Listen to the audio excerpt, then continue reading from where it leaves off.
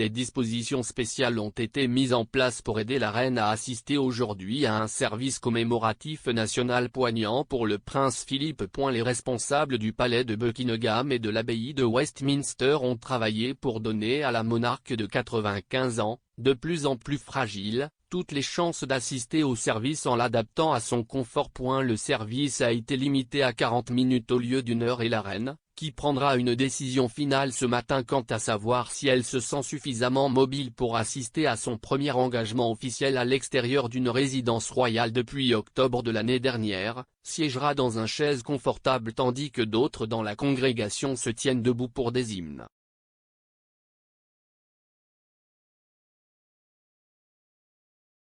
Elle sera amenée par une entrée latérale à côté du coin des poètes de l'abbaye de Westminster et marchera, éventuellement à l'aide d'une canne, jusqu'à sa place pour éviter la marche beaucoup plus longue de la grande porte ouest à l'extrémité de la nef où la famille royale s'asseoir.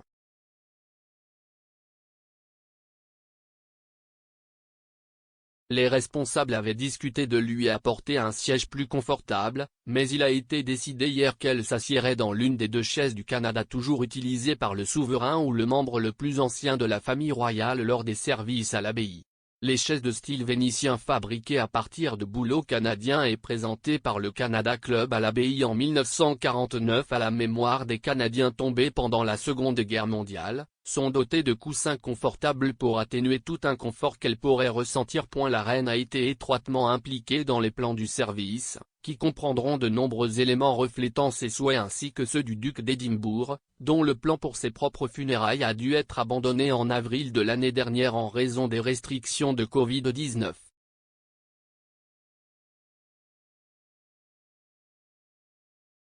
À l'abbaye de Westminster, où il a fait des promesses qui ont défini une vie de devoir volontaire et de service fougueux, nous rendons grâce à son Altesse royale le prince Philippe, duc d'Édimbourg, dira le doyen de Westminster, le très révérend David Doyle.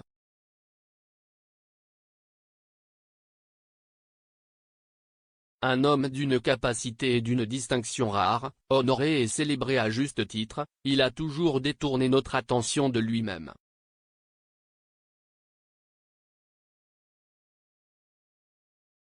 Il a mis le privilège au travail et a compris son rang comme une incitation au service. Travaillant au rythme, avec tant de revendications sur son attention, il nous a encouragés à nous concentrer, comme il était concentré, sur les choses qui comptent.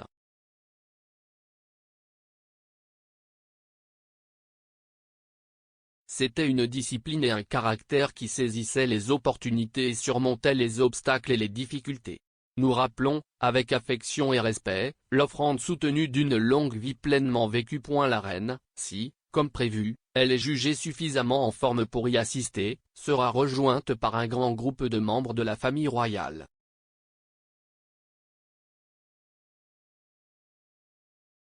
Ils comprendront son fils en disgrâce, le prince Andrew, et les petits-enfants de la reine et de Philippe.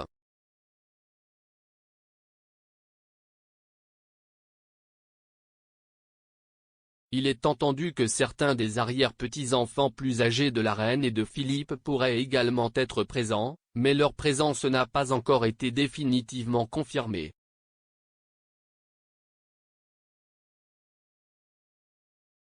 Mais le prince Harry et Meghan sont restés à l'écart et il est apparu hier soir que la cousine de la reine, la princesse Alexandra, 85 ans, qui a eu des problèmes de santé de temps à autre, pourrait également ne pas être en mesure d'y assister.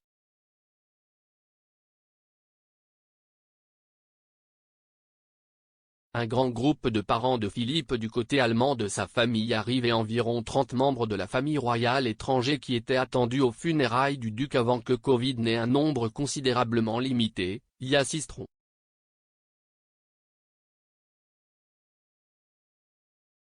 Parmi les invités figurent le prince Albert de Monaco, la reine Margrethe du Danemark, le roi Harald et la reine Sonia de Norvège, ainsi que le roi d'Espagne Felipe V et la reine Laetitia, qui auraient tous figuré à l'origine sur la liste des invités pré-pandémiques.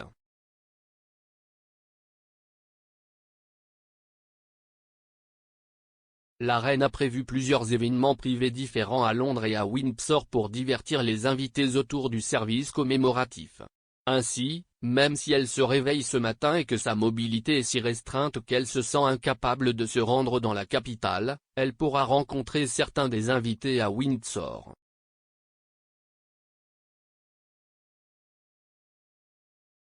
Sir David Attenborough, Dame Floella Benjamin, la baronne Gray Thompson et des membres de l'armée qui ont participé aux funérailles de Philippe, y compris le Pipe Major Color Sergent Peter Grant et le grenadier Guardsbearer Party, seront parmi les invités avec 500 représentants de ces parrainages. Et les organismes de bienfaisance.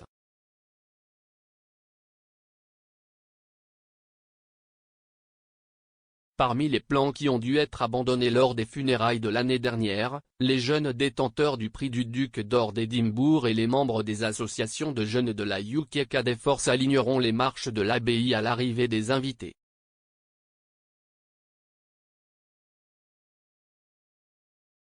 Les souhaits exprès du duc pour que la congrégation rejoigne et chante l'hymne entraînante Guide me, O to Great Redeemer, et que le clergé de Windsor, Sandringham et Balmoral jouent un rôle spécial seront finalement exaucés aujourd'hui.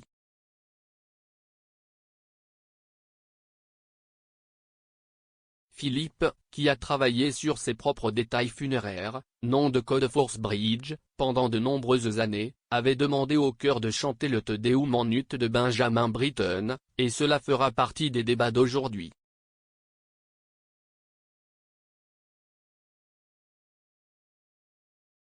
Un hommage spécial sera lu par doyen Sonny Barr, de Londres, 28 ans, qui détient ses prix de bronze, d'argent et d'or du duc d'Édimbourg, sur l'héritage et l'impact du programme pour les jeunes que Philippe a mis en place en 1956.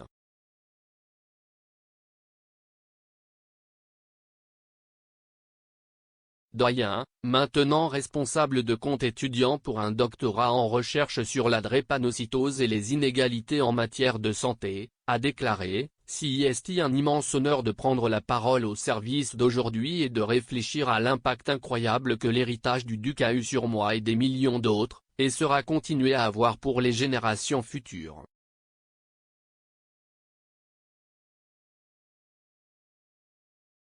Quand je repense à la dernière décennie, j'ai accompli bien plus que ce que je pensais pouvoir et CIST grâce à mon dauphin et à l'opportunité qu'il m'a donnée. En reconnaissance de la relation de longue date de Philippe avec les forces armées, le Band of Her Majesty Royal Marine Portsmouth, Royal Band, fournira de la musique avant et après.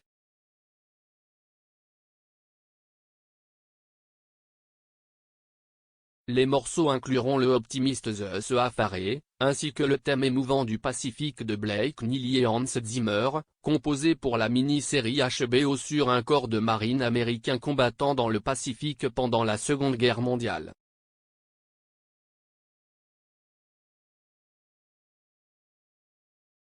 Philippe a servi comme premier lieutenant sur le destroyer HMS Welp dans le Pacifique, où il a aidé à sauver 2 aviateurs en 1945 dont le bombardier s'est écrasé dans l'océan lors de l'opération alliée Meridian II contre les Japonais. En mars 1941, alors qu'il servait sur le HMS Valiant, il fut mentionné dans les dépêches pour ses actions à la bataille du Cap Matapan.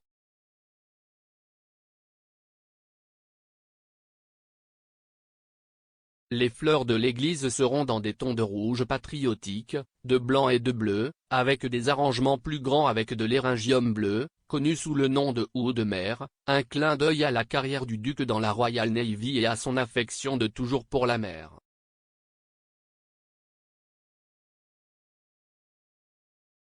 Les petits bouquets comprendront des orchidées dendrobium blanches, qui sont apparues dans le bouquet de mariage de la princesse Elisabeth lorsqu'elle a épousé Philippe en 1947. Le prince Andrew, qui a versé des millions à Virginia Giuffre dans le cadre d'un règlement à l'amiable plus tôt ce mois-ci pour régler une affaire d'agression sexuelle civile, arrivera aux côtés de ses filles, la princesse Béatrice et la princesse Eugénie, et de leur mari Edoardo Mapelimosi et Jack Brooksbank.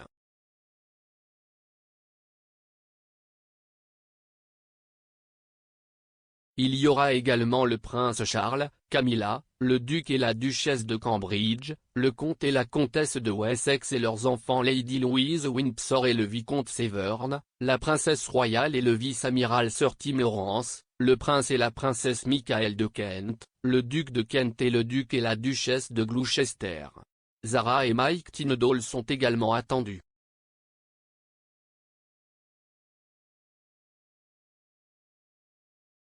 Le Premier ministre Boris Johnson, qui s'est publiquement excusé auprès de la reine et du pays pour les rassemblements à Downing Street à la veille des funérailles du duc, sera à l'abbaye avec sa femme Carrie.